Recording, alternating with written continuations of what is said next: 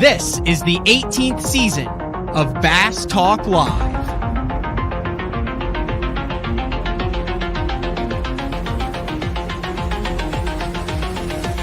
With your host, Matt Pangrath. BTL is brought to you by Lowrance, Bass Cat Boats, AFCO, Strike King Lures, Sunline, Big Bite Baits, Spro, X-Zone Lures, Gamakatsu, The Bass Tank, Denali Rods, and Pro Guide Batteries. PTL, coming at you! Good morning and welcome to another exciting edition of BTL Bass Talk Live, where we are going to talk about bass fishing November 28th. So that means it is our first post-Thanksgiving Day show. Like I said, I squeezed in a couple of shows last week. Ben Milliken came on for a really good show, announcing that he is fishing all 9 of the Bassmaster Elite qualifiers. The EQs is what they're calling them. And then also kind of received confirmation that over 175 anglers signed up for the EQs, and then had John Sokup on last week also to talk about jumping up to the Bassmaster Elite Series. Got a really good show today. Friend of the show and Mark Jeffrey's favorite angler. He also made an appearance last week during the show. That would be none other than Sonar Miles Burghoff, who's going to come on. And I've had a couple of lengthy discussions with Miles over the past couple of months. I mentioned it briefly on the show. I wanted to get back into that today with Miles. I think it's some stuff that can really help you become a better angler, put you in the right state mentally, and then also a look into the mind of a professional angler who makes his living doing this, who has tough decisions to make. Been very successful for the past half decade, really, over on the FLW Tour and the MLF Pro Circuit, and Miles has some decisions to make moving forward, so we're going to talk about those decisions and his growing family, along with the move and all sorts of things that he has going on. So get into the mind of Miles Burghoff. Before we do that, it is Cyber Monday, and at BTL, I try to do.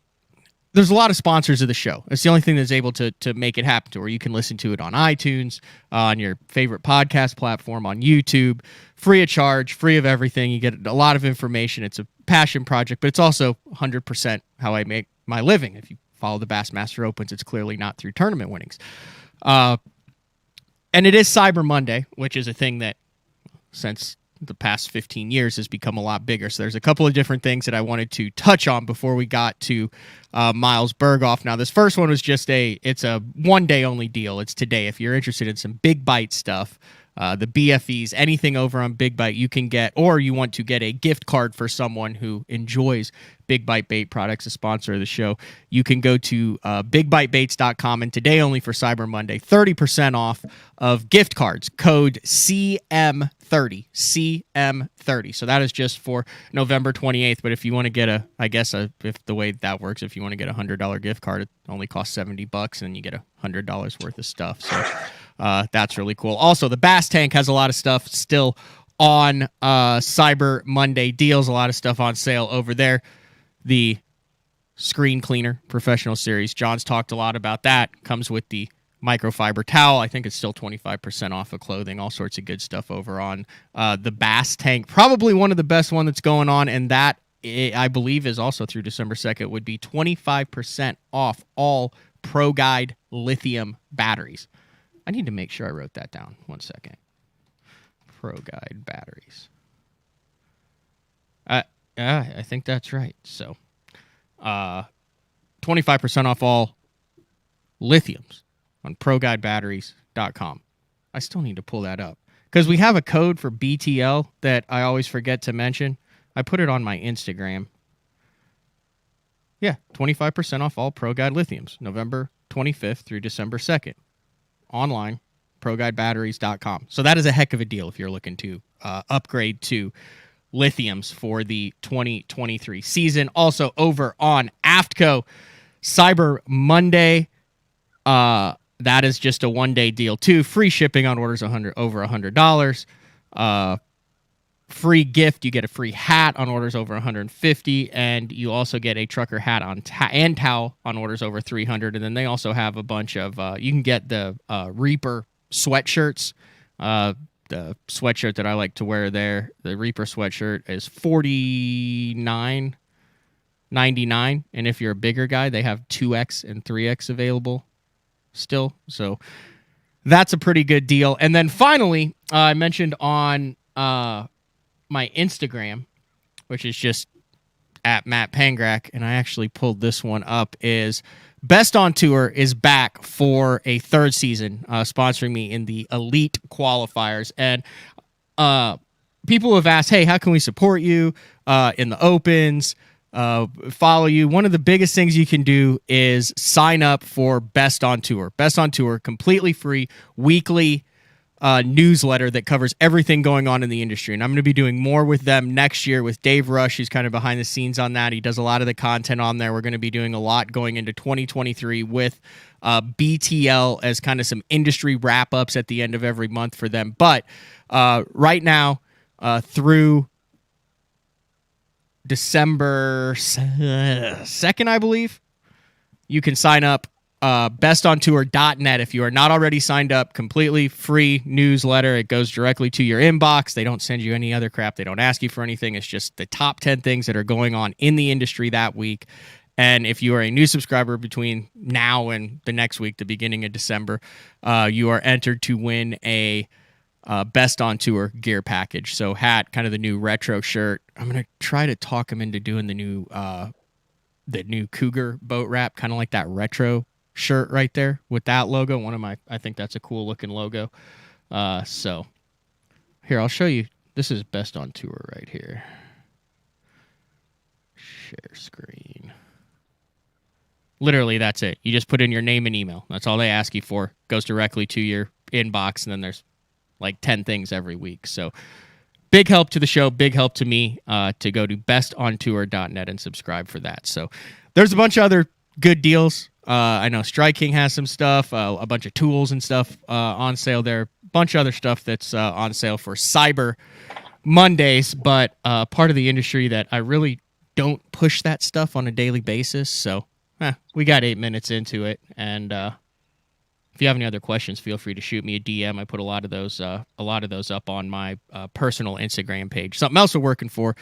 I've been working on the studio a lot, getting the studio ready at my home in Shawnee, Oklahoma, to make that move in January. And accompanying that will be a lot of social media expansions and things that will be improving. So, all right, let's get to today's guest.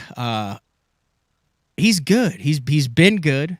And the question is, where are you going to be good next year? That would be none other than Miles Sonar Burghoff, I'm assuming from your shop in Tennessee. That's right. You want a tour? Yeah. Let's do a little tour there. Okay. So first off, you're going to see the bait wall, the Z-Man Elastec bait wall. Then we got the boat over here. We got all the fishing gear in the corner. All the boat stuff over there, and it's kind of a mess right now, I'll be honest, because we took up a new hobby this year, and I am surprised at how addictive it is.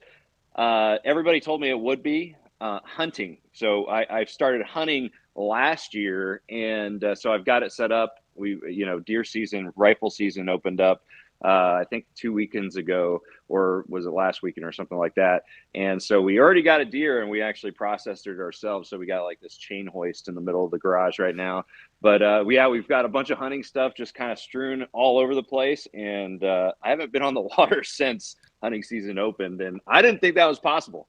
Everybody said that hunting would totally, overtake your fishing drive during the fall. And let me tell you, they're right.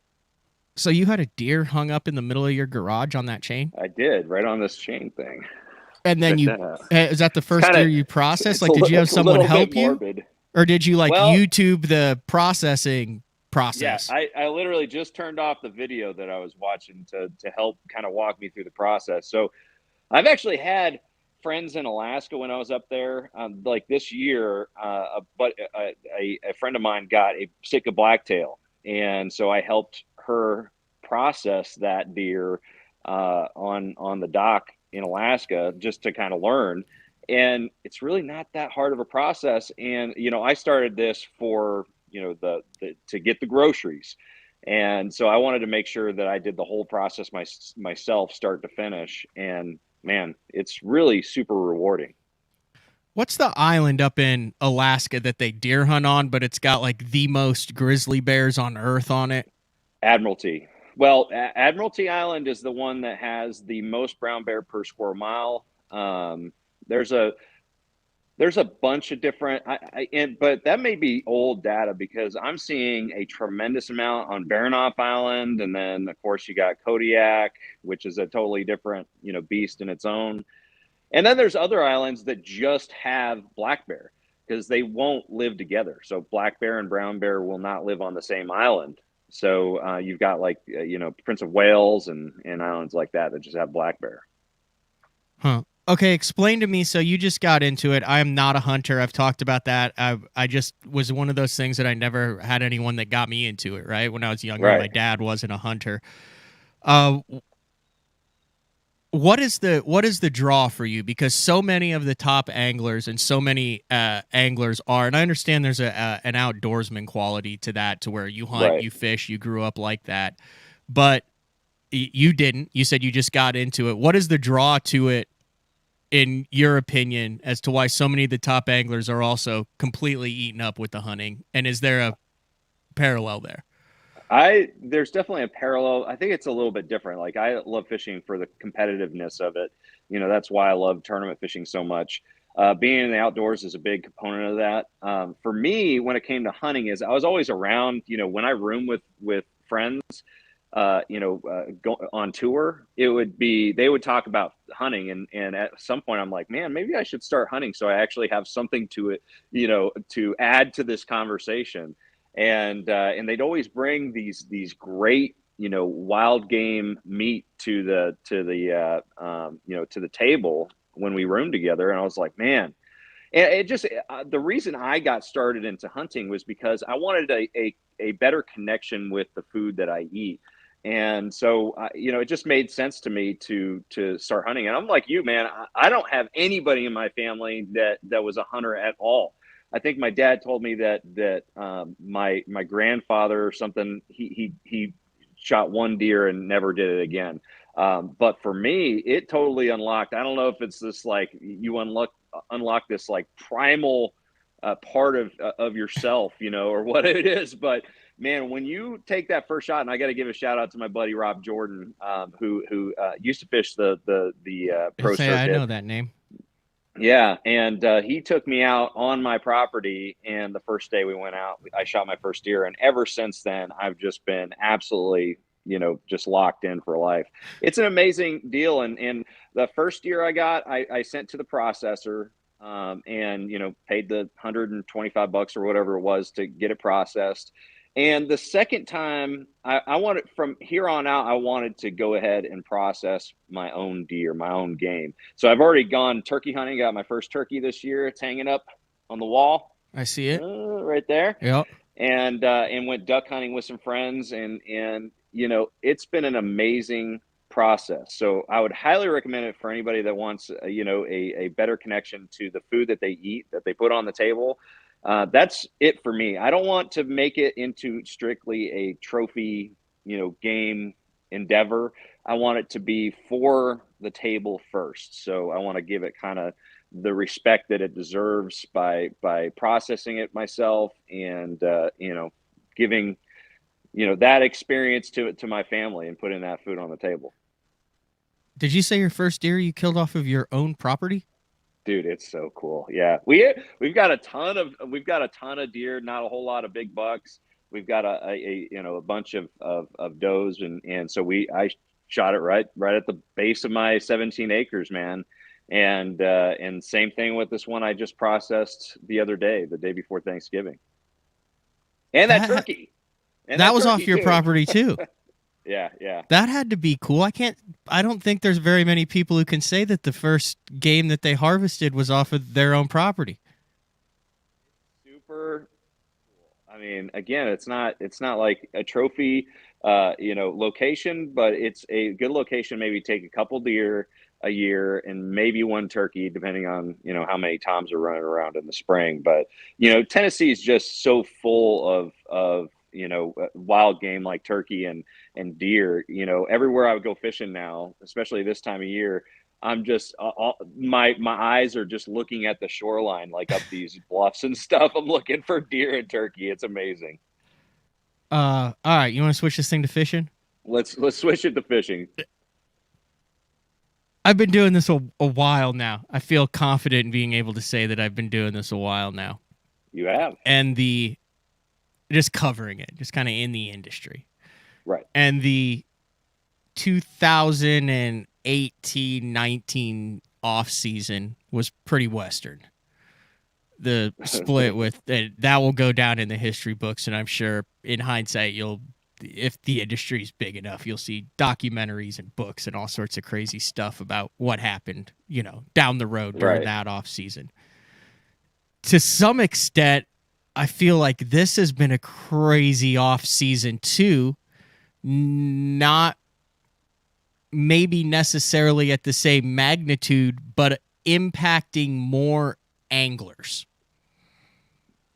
Is that a fair assessment, Miles? And then we'll dive into this topic. 100%. It changed a lot this year, and oddly for me, and we'll dive into it in a little bit, like you said. But it wasn't for me. It wasn't that big of a difference, as far as what has happened to kind of factor into the decisions that I've made. But it has definitely, the landscape of tournament fishing has drastically changed over the last 4 years. But this year definitely was a major transition for a lot of people, for a lot of anglers. It has not been announced yet. I did get clearance to say that over 175 anglers are signed up for the EQs. Bassmaster made a massive, and I think kind of a ballsy change to say, hey, in order to qualify for next year's Elite Series, you have to fish all 9. And you had the NPFL that had over 100 anglers and seemed to be rolling. And they said, hey, we're going to bring a championship back, and we're going to make entry fees $6,000 now.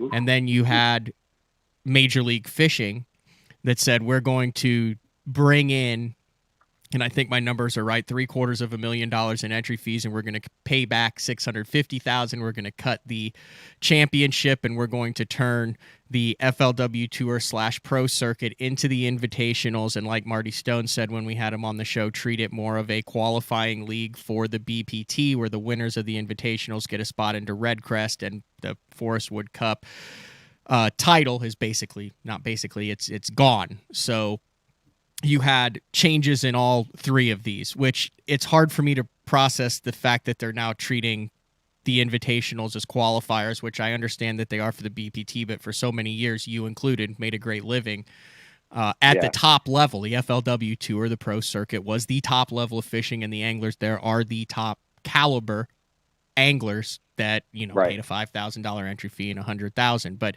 just a little bit of the landscape. And you were one of those guys who opted to make a move to all 9 of the Bassmaster Opens. That's right. Yeah, that was my decision this year. And actually, oddly enough, I had not caught wind. I knew I kind of had a gut feeling that changes were going to happen. And obviously the Pro Circuit was the one on the chopping block.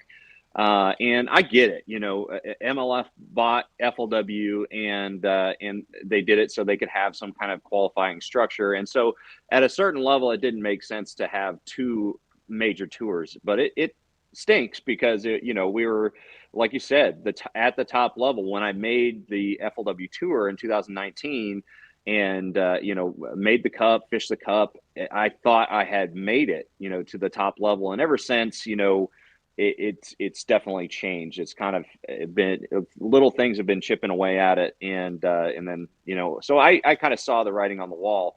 So around when they introduced the EQ before ICAST, at ICAST is when I made the decision to go ahead and move over to the Opens and fish in the EQ. But, it was, I kind of had a feeling things would be changing in the future. Does it surprise you to hear that there's 175 signed up for it? I believe there were 88 that did it, and then the year before there were 40 or 50 that did it. It's a full-on tour now, Miles. That's what it is. It's a full-on 175 boat tour. Yeah, for sure. Yeah, if you had asked me that before, when they first announced it, I'd be like, yeah, absolutely, there might be 200. And then over the months, I was like, man, that number is probably between 125 and 150. Because I was starting to talk to a lot of friends who were going to stay with the invitationals, or a lot of guys aren't going to fish the opens next year. And then, when I ended up hearing that number, 175 plus, I was surprised, but not really that surprised. I think that Bass made a really, really good move to introduce the EQ. I think that to make the Elite Series, you really have to, be a well-rounded angler, and also be prepared for such a time draining schedule, if you want to put it that way. And such a financial responsibility, and so I think that it's a really good thing to have people fish all 9 to be prepared for what is fishing at the tour level, which is very, very expensive, and it's a lot of time on the road. And I don't think that the one division and you're fishing the top, if you finish in the top 3 and you're in, I don't know if that's the best test for, an Elite Series career. I don't think I've mentioned this on the show. This blows my mind. You did the same thing I did, Miles. Mm-hmm. You put in $7,200 for your deposits. If you go to the Opens resources, there's register, tournament registration and schedule, Opens overview, Opens rules, Open sponsors, Open EQ information, tournament off limits and balance due date. There is no payout. There are over 175 guys that signed up for the Opens EQ, $7,200 deposit, $800 for each event, $1,000 due before each one. We don't know what the payout is in 2023. What, are we all dumb? Is it in good faith? No, is that something that hasn't been brought up? In what other universe, galaxy world do you commit that type of resources without knowing what the return on the investment is? We are dreamers, man. It's all about that dream of getting to the Elite Series and the Classic. I mean, that's just shows you how much value people in the sport put on those 2 platforms. And so the payback in the entry fees are not even really factoring into this for me. Not because I have a ton of money, but it's just because the Fish the Opens. The only reason I'm fishing the Opens is to make the Elite Series and eventually fish the Classic. And so I'm not thinking about the earnings that I'll make next year. Like in the pro circuit, I was always like, I should be able to make at least this much, so I do make that I'm thinking about that balance between entry fees and payouts. But for the Opens, it's really just all about, making the elites.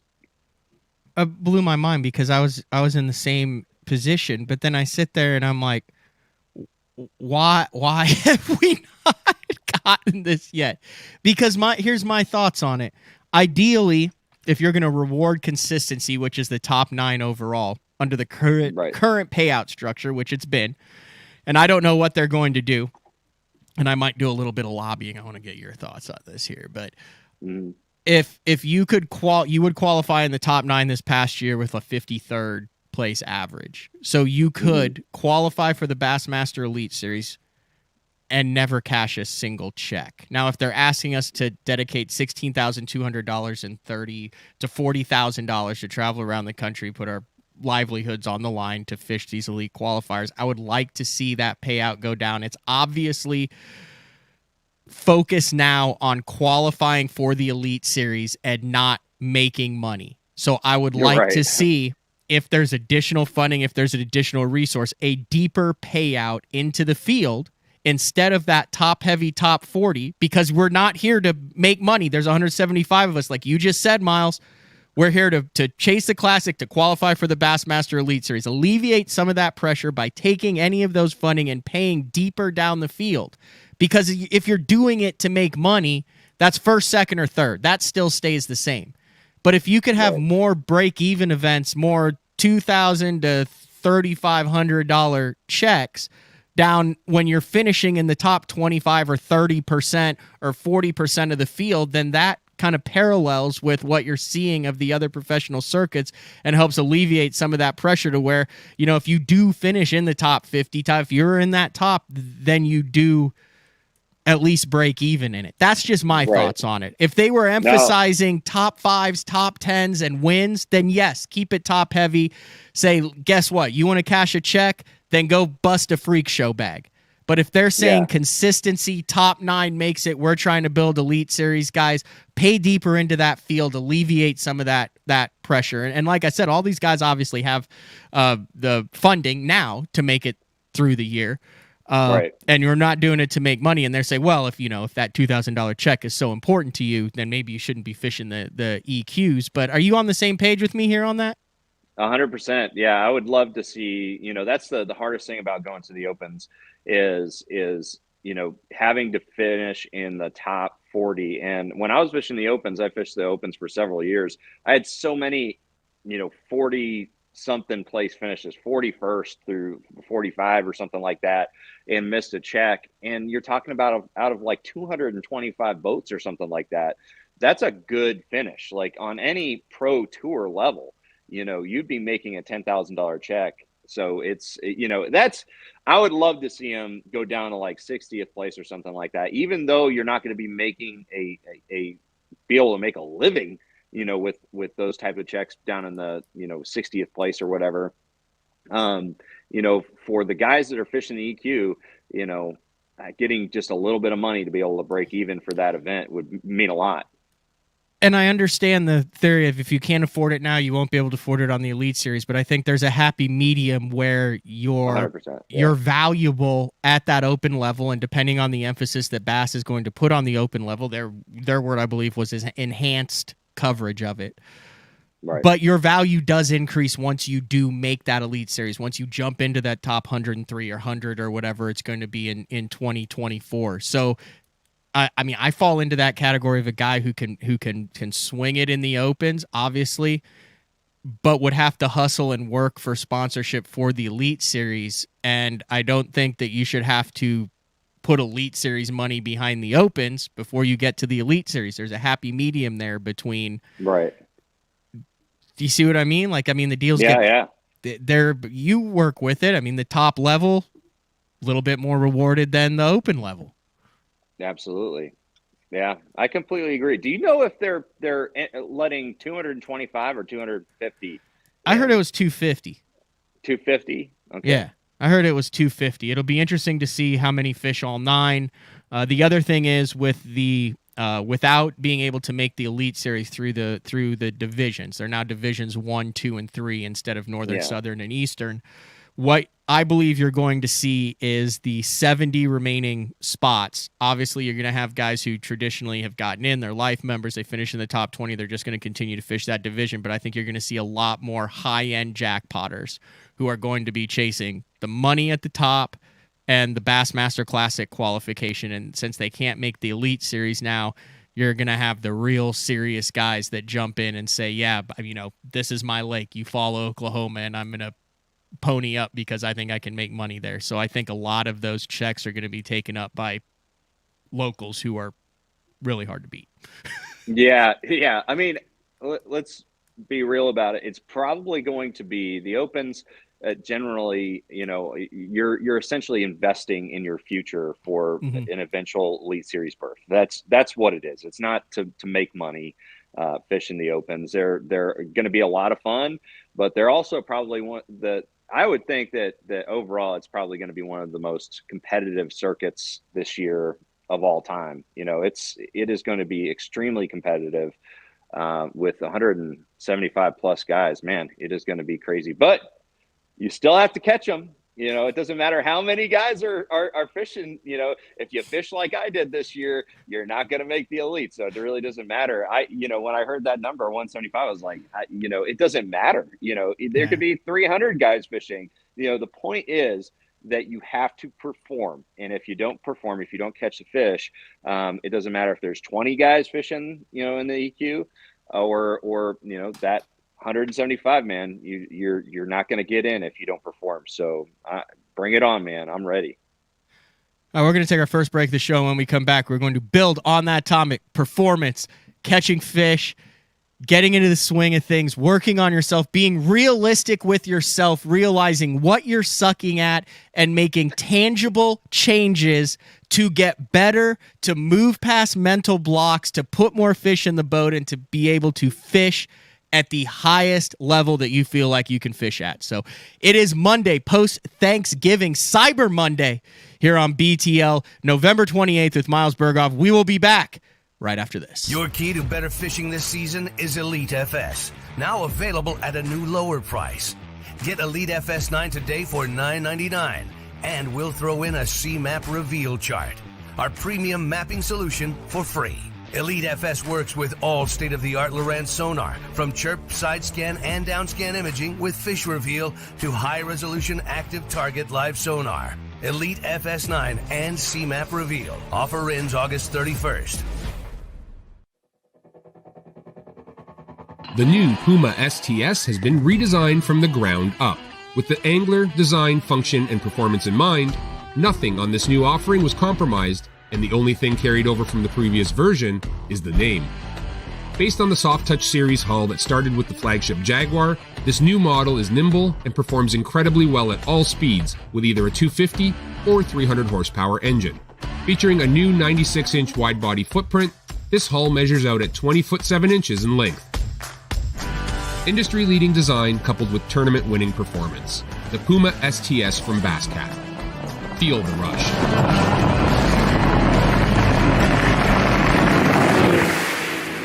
Hey guys, Gerald Swindle representing the AFCO Hydronaut. This is the jacket I love wearing when times is tough, and I'm talking about the weather, not the fishing. The jacket, what I like, I got a double cup right here. I can seal up the bottom of my jacket because when you're fishing, you're holding your arms up. You're bad about getting water that runs downhill. Everything bends good. I'm long arm. Look, it fits very comfortable. My arms is flexible. I've got the speed hood on, pouring down rain. I can get everything zipped up. One thing they did is they made plenty of pocket space. If you ain't got enough pockets in the Hydronaut rain suit, you just got too much stuff. From the water membrane, that's 30K, baby. 30 times the reason you ain't gonna get wet. Super warm. If it's cold in the wintertime, you put on your Hydronaut, you're gonna be a much more comfortable person. If you don't want to just look sexy at Dairy Queen, wear your Hydronaut. We got it from small to 5X. Most rain gear does not come in that many sizes. You got waist adjusting straps. We can make it fit you no matter what the environment is. We want you to be comfortable. We want you to be dry. You gotta check it out. It ain't gonna let you down.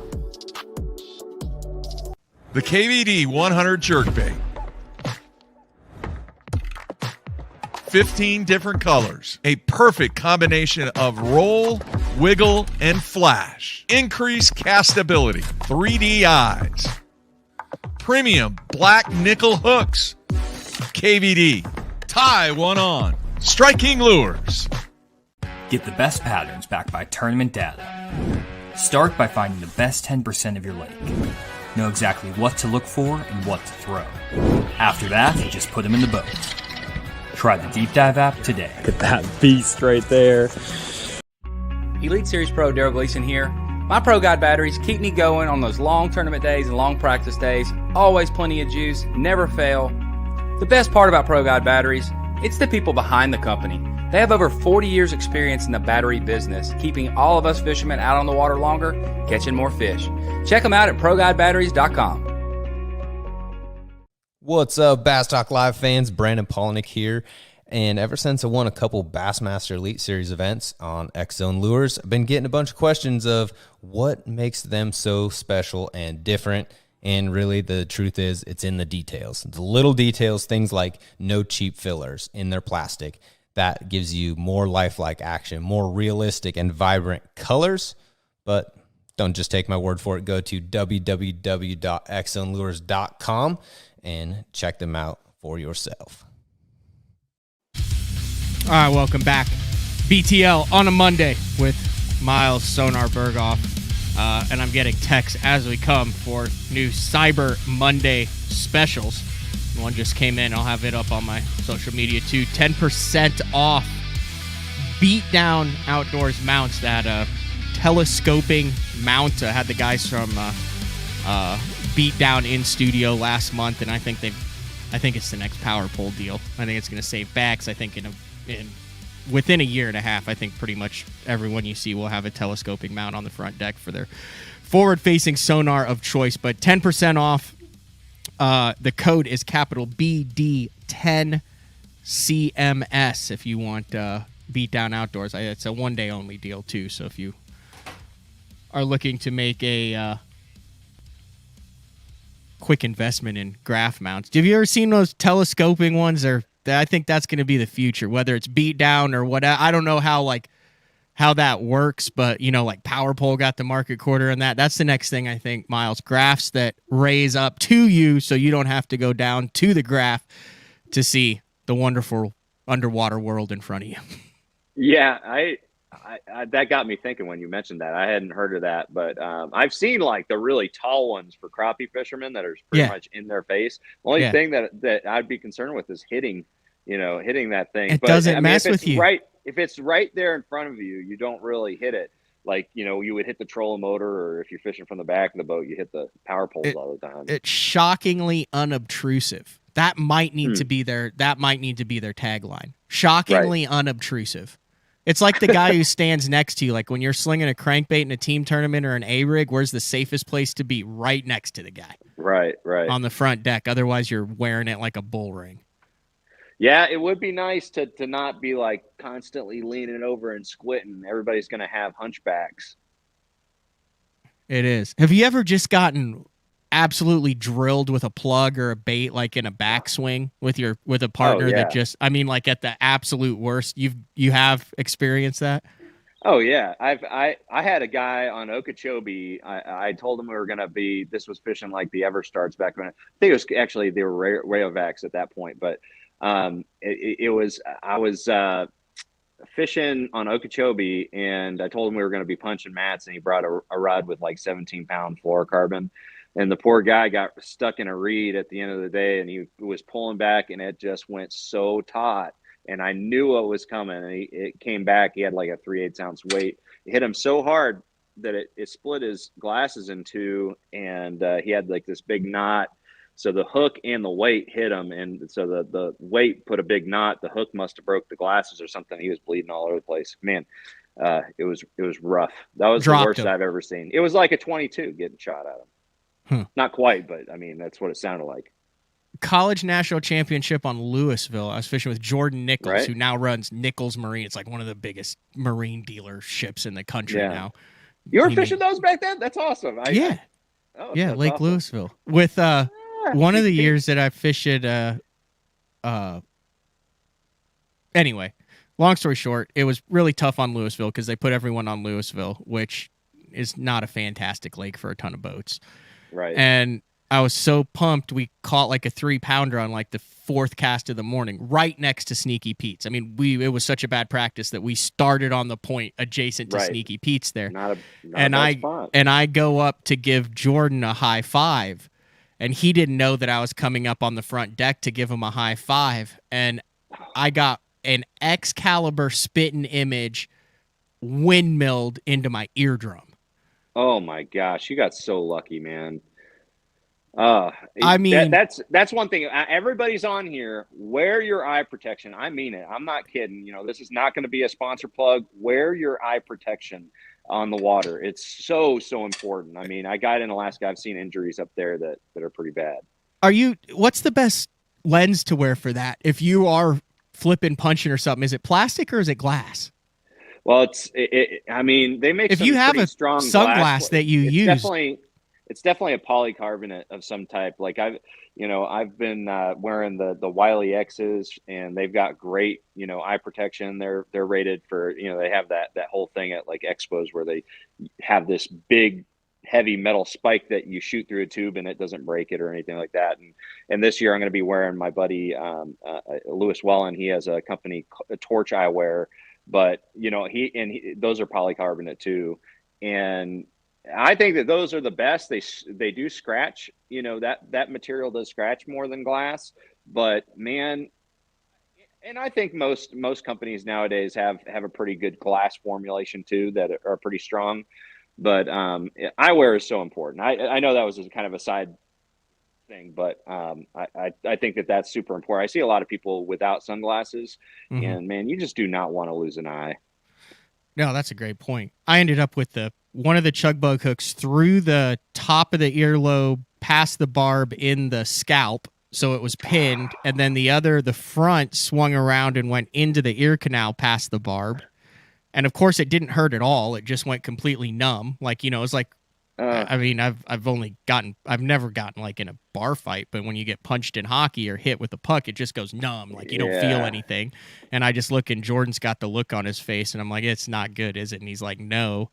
And it was ironic. So that was Wade Middleton's deal, and it was Wade and Kelly Jordan and Jeff Crete, and Kelly had to do the line trick twice. That was the first time I'd heard of the line trick. We idled right back over to the dock and was like, "Hey, look at this kid's here," and it was just dripping blood. Man, that's brutal. I don't know how we got onto that, but how did we get onto that? We were talking about Louisville, I guess. No, because I was talking about Windmill getting hit with something. I can't remember now, but everybody just wear your eyewear when you're fishing. Oh, no, we were talking about getting hit and how standing close to each other because of the graph mounts and all. That's a long stretch. Way more of a tangent on that than we had to. Who knew Cyber Monday would lead to that discussion? But one of the things that I admire about you, Miles, is you're a very, thoughtful angler. Like you do things with intention. And I think it's very easy to go years and years and years and either feel bad for yourself or beat your head against a wall or not really analyze why you're doing and what you're doing and change it. The key word, Ben Milliken actually mentioned, intentional practice, productive practice. It doesn't matter how much time you're spending on the water or hitting a golf ball or a baseball if you're not doing it properly and trying to get better. And through my discussions with you this year, I've become more aware of intentional practice and working on improvement, and that's something that I think you do very well at and have done very well at. Yeah, thank you, and I think that is so important. Is like everybody wants to just go out, and you think that fishing is enough, just going out there and fishing, but the process is what I kind of compare with or put on the same level as intentional, so that term intentional, I think, is just the process, and focusing on whatever process you need to accomplish whatever goals you're looking to, accomplish. And, like we had a conversation about, the fish landing and I went through a period where I lost so many fish. It was ridiculous. I'm not kidding, hundreds of thousands of dollars. I mean, and that's not overstating it at all. I lost the TBF National Championship and the Living the Dream package back in 2012 or 11 by 4 ounces. In the second day, I brought in 4 fish and had like 15 keepers on the line, so it's like, and so I've gone through that same kind of, that same thing that you kind of went through, that you were talking about on the show, losing fish, and then going out with the intention to change that outcome and to change your mindset and to prepare you for that next, a big fish on the line and getting that thing in the boat is much more important than going out there fishing and then hoping that it all comes together when you're under pressure. It's so important to think about what your goals are and to approach fishing in a way that is going to get you to that end goal, the end game. So you talked to me on the way to Hartwell. Yeah. And I mentioned this on the show too, but one of those things you talked about was I was struggling with, I was like, I must be doing something different because it's same rod, same line, same hook that for the last 2 years has been 95% is suddenly 75%. So it's not the equipment, right? I've already established this and I have confidence in the equipment. It's not like I'm experimenting with things. And what you told me really helped, which was to treat it kind of like a game day during practice. And Hartwell's one you can do that because you get a lot of bites, but I legitimately think I top 10 because of that conversation with you.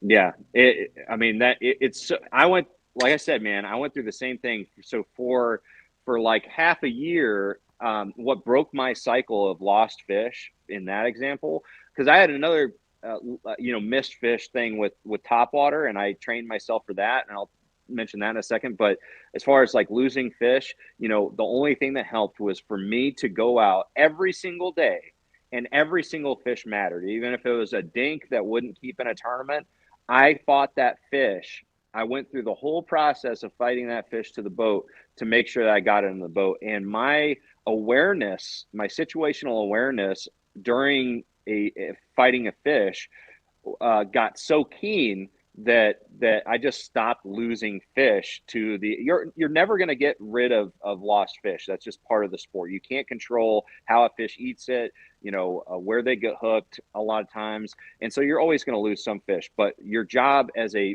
professional is to limit those situations where you lose those fish that you should have been able to get in the boat. And so, again, going out there with the intent to relearn how to fight fish was super important. The same thing with topwater, man.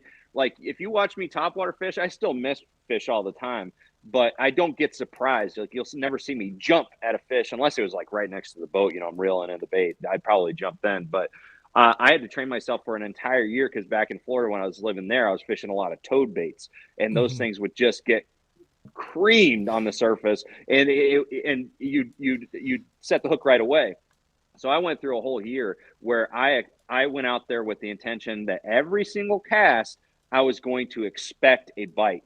And so I never got surprised. And even to this day, it has stuck with me to where if I get a topwater strike, I don't react to it. I still miss fish sometimes because sometimes they just don't get it, but I don't immediately react. So my hooking percentage went way up. So it's all about figuring out what your weaknesses are and then working on those. And that's kind of what this year was really good for, in general, because I learned a lot this year. This was my worst year ever. I mean, you look at the stats, 2022 was a terrible, terrible year, but by the same respect, I'm also actually kind of thankful at this point because I'm making a big change to go over to the Opens to make the Elite Series. And with that change, you have to be at your peak level of consistency.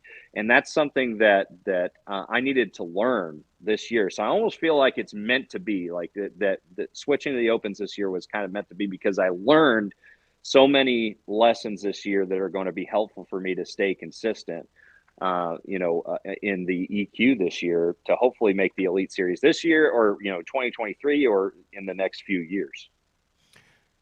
We talked about the losing fish, but afterwards my mind started racing, and you could apply that same thing to tournament preparation. If you think about it, you have 16 mornings for the Bassmaster Opens. You fish so many mornings. How many mornings do you lackadaisically get your stuff ready? You get on the water whenever. That's a big part of the mental. So I also started preparing where I would take practice days and fun fishing days and prepare like it was a morning for the Open in the last 2 or 3 of it to get on the water, to make sure everything was dialed in, to go through that process, because that's a foreign process. You only get 16 of those opportunities if you're on the water 100 days a year. It's not that many. So the more you can make that comfortable, you can take it into decision making.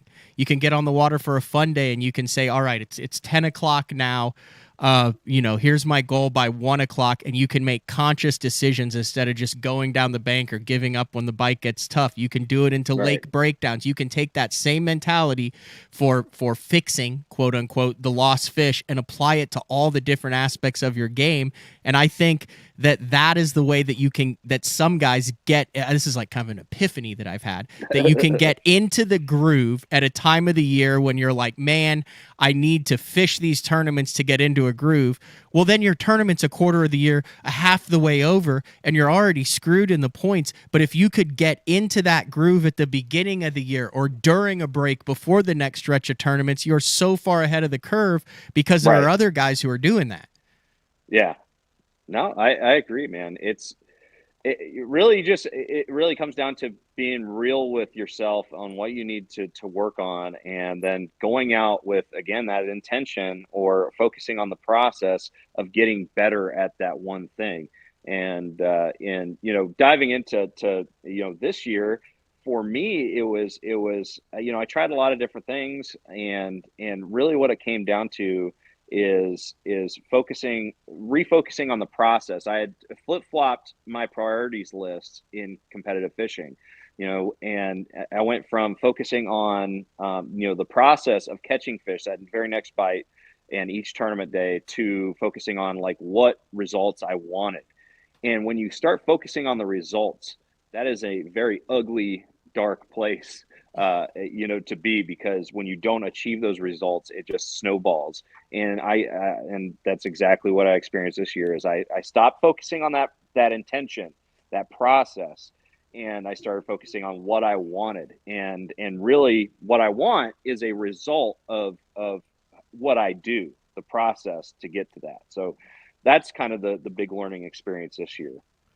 Have you ever caught them when you really feel like you're trying, or does it always just seem like when you're on it, it's, for lack of a better term, easy? Yeah, that's the thing, man, is that kind of dives deeper into another level of the process. Is one thing this year that I learned, and I actually hired a performance coach and an athletic coach, Charles Plott. And so he kind of helped me realize this, like right off the bat. Like we had like a couple meetings, and I immediately started to understand what was going on. Is I found out that I don't have another level. I don't have another gear to switch into on the water. Like, I'm always shooting for a top 10, to be in contention. And there are some tournaments that you cannot have that focus. If I'm going down Okeechobee and I'm dialed in, I feel confident that I could fish for 5 bites all day, fish slow, methodical, and I'm going to get those 5 bites. I'm going to have a good day because I'm dialed in. Things are easy. But then I go to a place that maybe I don't understand what's going on. I've had 2 days of practice, and I really couldn't figure anything out, except for maybe I've got like 1 point, like Sam Rayburn is an example of that. 1 point or one small pattern that I could do instead of going into the tournament and trying to look for that unicorn that puts you in the zone again. What I found that I need to do is I need to start focusing on what I do have. So that 1 point or that one pattern, focus on that until you start getting some momentum going, and then you can start working off of that. And that's the only way to be true to the process and to be successful. And success is different for every event. Success could be a 60th place finish in a tournament, and that's a key point. I think everybody talks about like fishing to win all the time. That's such a great way to have 100 and something place finish, or get a top 10, or possibly win.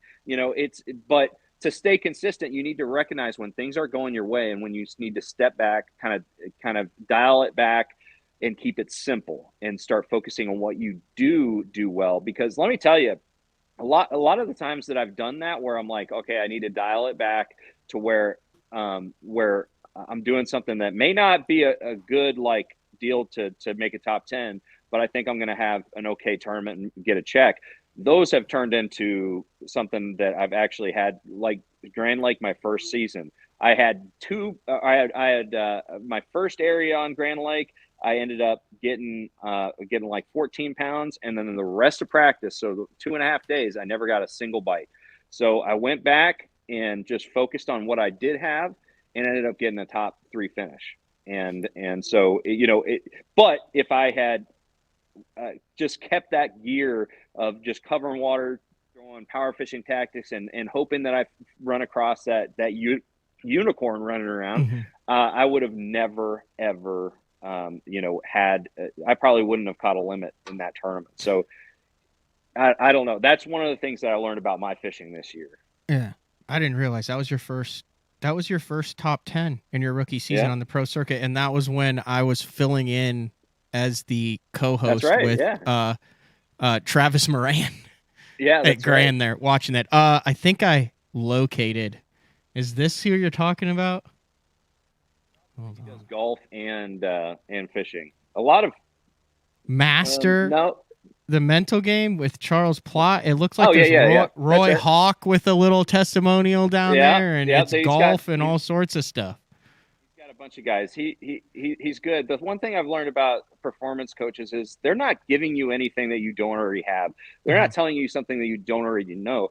They're giving you the tools to recognize what's most important in your mindset. And so it was like immediately, they don't have the golden ticket, right?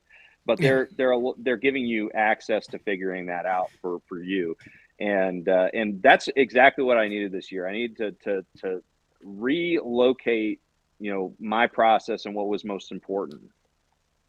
This is the thing that screws me up, Miles. The more you talk about it, then the more you think about it, and the more you think about it, the more mechanical you come. So then for me, it becomes almost counterintuitive on the water, because I do the BTL show and I talk about the metal game and I talk about how you're supposed to be doing it. And it's almost like, don't think about pink elephants. My mom's an English teacher, did public speaking courses. And she's always like, it's like the last thing, if you tell someone don't think about pink elephants, what are they going to think about? The first thing you think about is pink elephants, right? Right. So it's this weird counter deal. So are you going to focus on it to bring it up to try to not be able to think about it? Or then are you going to think about it and then it's going to screw you up because I'm never thinking about it when I'm being successful and it just happens? It's this crazy mesh of awareness and instincts and intuitiveness that has to come together for it to all work. Yeah. Or I'm just screwed up and just really have a lot of thoughts running through my head at all times. Well, I don't think that being over analytical is very helpful in a lot of situations, and in some situations it is. You just need to be, you need to let yourself be the fisherman that you are. If you start taking focus away from who you are as a competitor, as a fisherman, you start getting into somebody else's wheelhouse, and you put yourself completely out of it. So you just got to be true to yourself. Focus on your process, not somebody else's. And as long as you're creating action, you're going out there and trying to get better at something, you just have to be real with yourself and realize that you're going to fall flat on your face a lot of times. I fished 8 different divisions of the BFLs, a bunch of different divisions of opens or Toyotas. And so Holy cow, I learned, you did. Yeah. And I've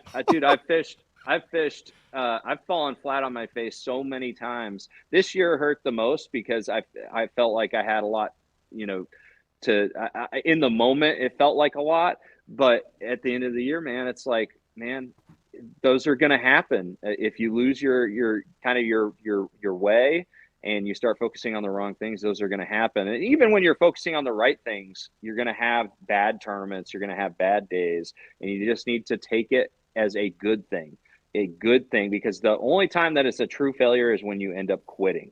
And I will never quit. And I know you won't either, Matt. No.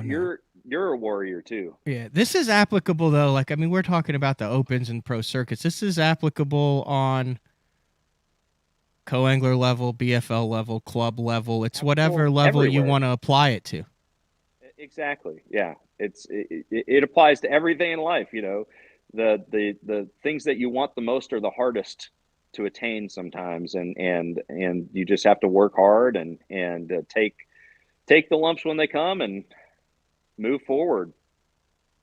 This is interesting, off topic. Joel Scott says all the fishing competitions are fixed, lead weights, filling up fish with other fish. I will say this, in the hundreds of tournaments that I fish from the local all the way up, and I have never gone out thinking that I'm fishing behind the 8 ball and that people are cheating. That never crosses my mind, as particularly with BASS events. Like, it's not even a thought for me. Is it for you?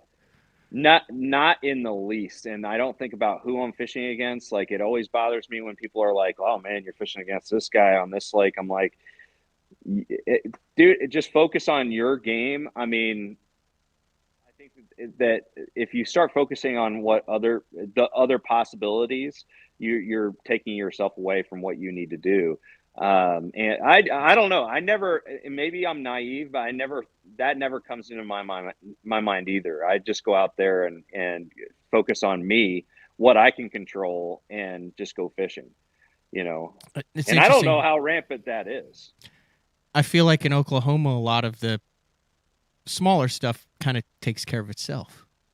I don't know if that's the case in Tennessee too, but it's issues get deer season. Issues get resolved. Yeah. I don't know. All right, let's take a final break. What's that? Go ahead. No, I said I've been getting questions about the whole walleye, the whole wild walleye scandal so much lately. It's been crazy. That went totally viral. Right. Oh man, it was a black eye for the sport for sure.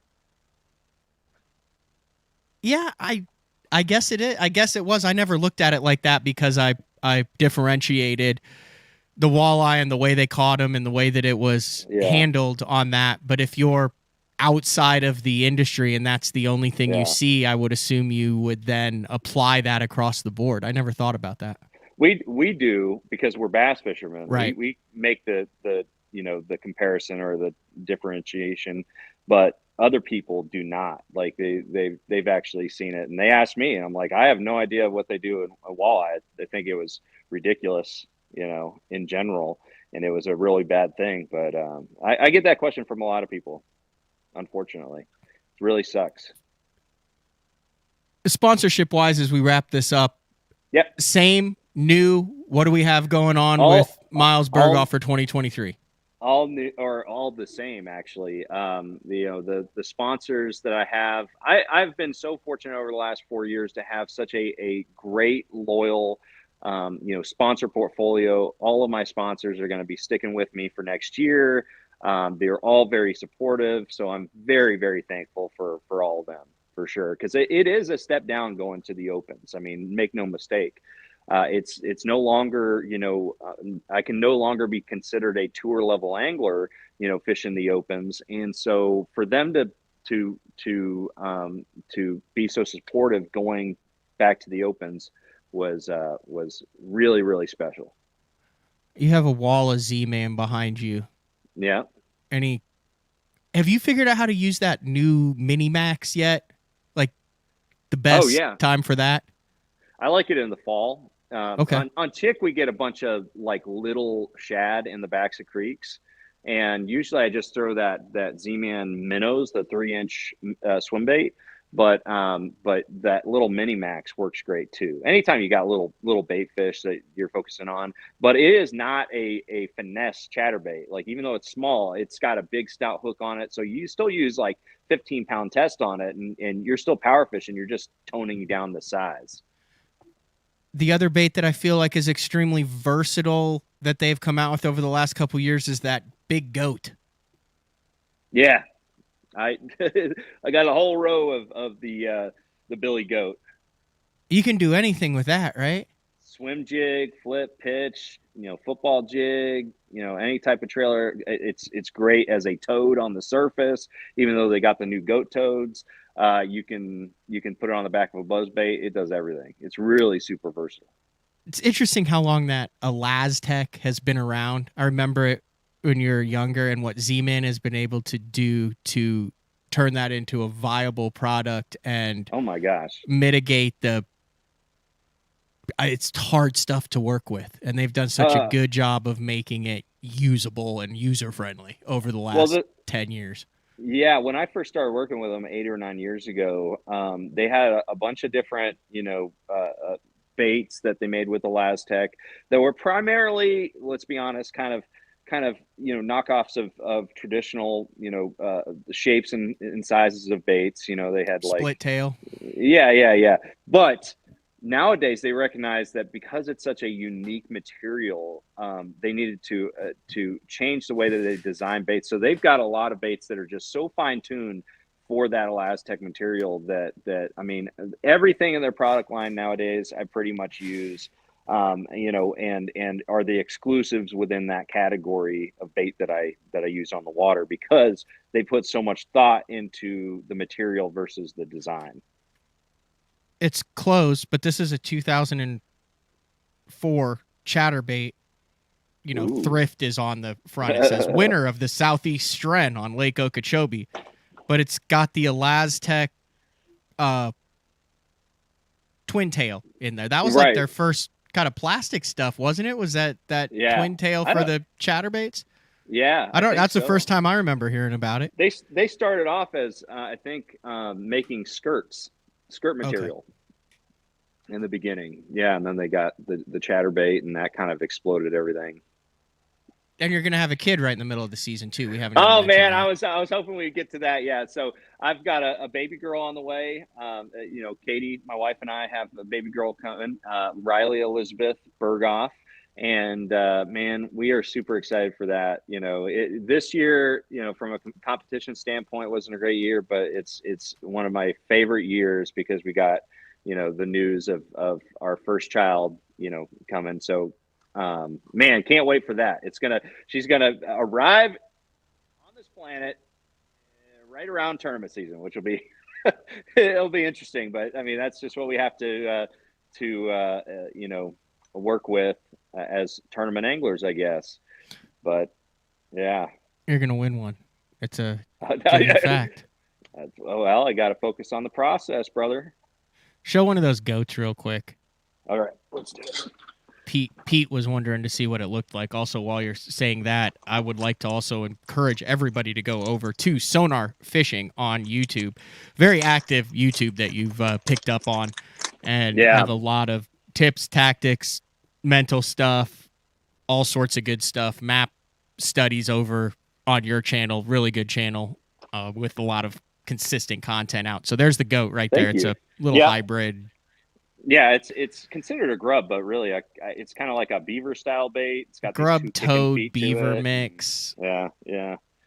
But yeah, it's probably the most versatile bait on this wall in general, But yeah, go over to. I really would love everybody to go check out my YouTube channel, Sonar Fishing. I do 3 videos a week, and so I keep it very active, and I do a lot of. If you guys have questions, I actually go and do videos based on your questions, as long as it's something that I actually have something to say about. So, yeah, love to see you guys on Sonar Fishing.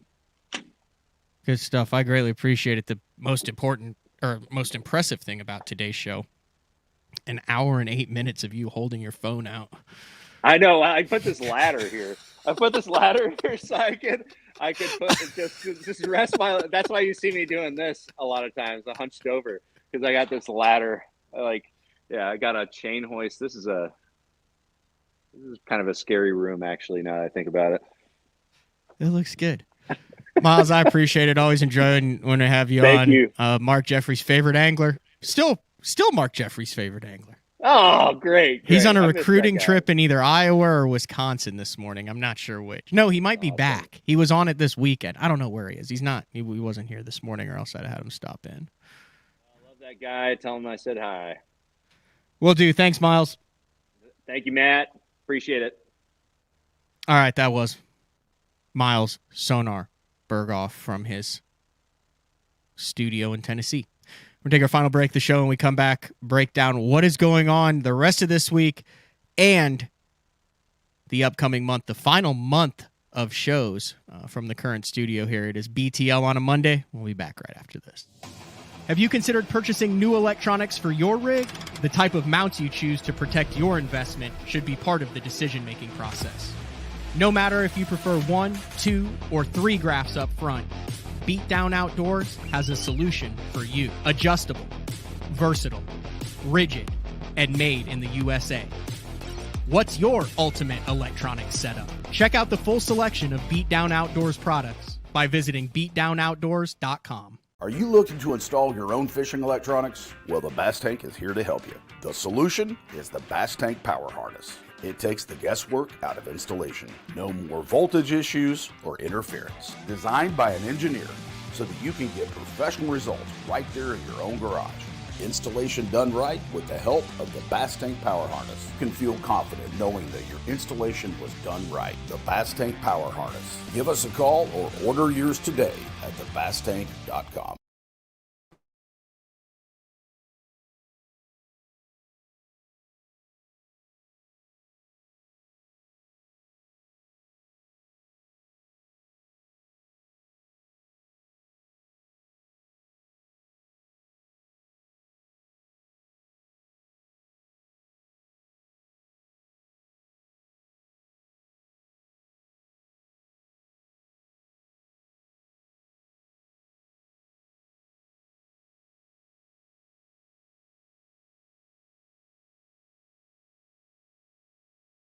Vibrating jigs are a great choice for any time of year, and the Kamikaze Swim-On is a perfect match for any vibrating jig. Two sizes and the unique tail design gives it a bait fish profile and a great swimming action for realism. There are 17 colors. See them all at bigbitebaits.com.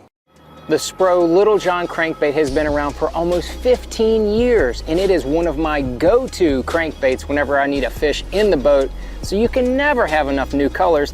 That's why Spro's coming out with a handful of new colors, including Pearl Shad, which has this bleached out white look, but it's got this pearlescent, really pretty. We've got Copper Shad, which looks amazing in the water. It's got that purple flake on the back, really pops in the water. And then if you want some real pop, we've got Sparkle Shad, nothing but sparkles all over this thing. And then last but not least, we've got the matte Sexy Shad, just a really different looking color for a crankbait.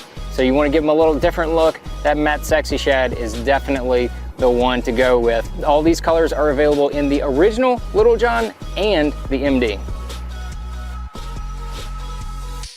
Combining one of the most popular hook styles with Gamakatsu's beefier Superline offering, the Gamakatsu Superline Offset Round Bend delivers the strength necessary to target big fish in heavy cover. Well suited for braided line and heavier fluorocarbon, the Gamakatsu Superline Offset Round Bend is built using stronger Superline wire that allows anglers to easily fish a finesse worm around heavy cover.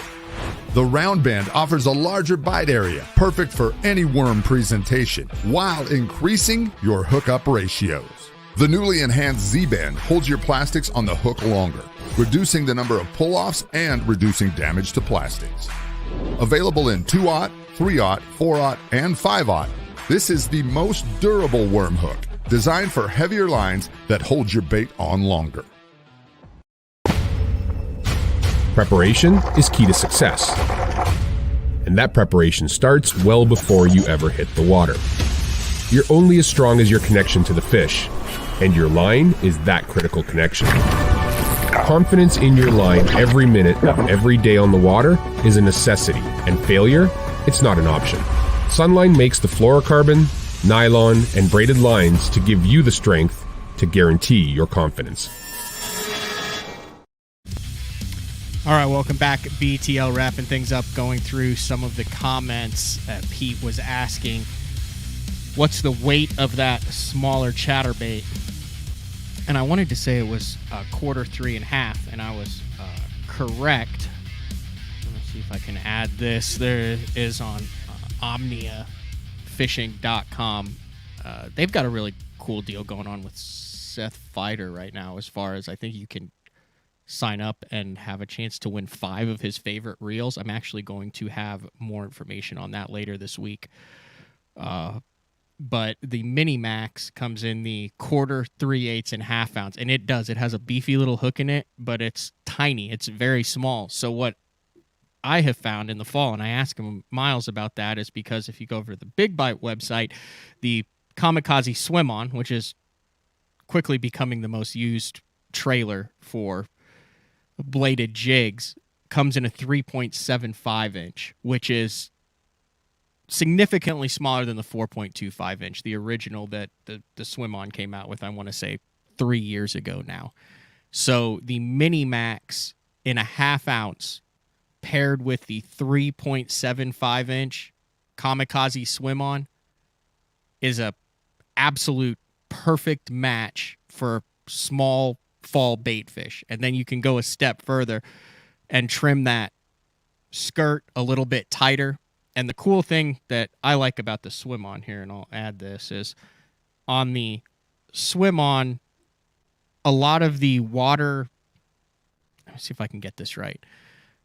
There's water displacement with the chatterbait blade. That's the main pivot in the chatterbait as far as what allows it to be the chatterbait is the way it hits and oscillates and hits the head. But it creates water distribution, which is why if you've noticed when you have a paddle tail or some other bait on the back of a chatterbait, it doesn't tend to have as much action as if you just have it on a jig head. It's because the water displacement, it goes around the tail, doesn't move as much. The Kamikaze Swim On, the big bite Swim On, has those holes in the tail. That allows water to go through it so it catches that water again, so it actually kicks a lot more than a lot of the other trailers. Now, sometimes you don't want that type of swinging act. Super cold water, something where you want something very subtle. But when you are trying to imitate a small fleeing shad, I really like that Mini Max with the 3.75 inch Swim On. So I didn't plan on turning this into a final segment for tackle, but it is what it is. Coming up this week on BTL tomorrow, a very interesting guest and someone that I have a lot of respect for and has caught a lot of fish is Joel Willard. Northern dude, has really chased both the MPFL. He finished in the top 10 2 years ago, did not fish it last year. Fished like 17 tournaments. He camps, he travels on the road, has fished all of the opens for the past 3 or 4 years. And we are going to catch up with Joel and kind of get down and real about what it's like on the open trail for someone who's had a lot of success and cashed a lot of checks. I think one year he did $70,000-$80,000 in earnings and top 10s in all in the top 10 in the NPFL, top 10 in the Bassmaster Opens, and kind of talk about his plans for 2023 and what is or isn't happening. And then on Wednesday, a good friend, traveled with him the last couple years, Andrew Upshaw, is going to be on the show, and we are going to talk about the TV side of things. We talk a lot about YouTube. We talk about the podcast. We talk about social media. But when I had the opportunity to go film a crappie TV show and film it, I called Andrew and I said, "Yeah, I have so much respect for you now having to go film all those shows." So he has a lot of his eggs in that basket, filming a lot of shows, has filmed a lot of shows. So Andrew will be on Wednesday to wrap things up. And then on Thursday, big announcement, day 4 with the man, Frank Scalish. We will have in-studio details and when Frank will be here. And we will also 95% have details on when the Color 7 will be available. So that's what we have going on this week for BTL. Feels great to be back in studio. Like I said, I don't like pimp the products very much, but they are what allows BTL to be on the air Monday through Thursday. So if you are planning on purchasing something, take advantage of these Cyber Monday deals that are going on across the industry.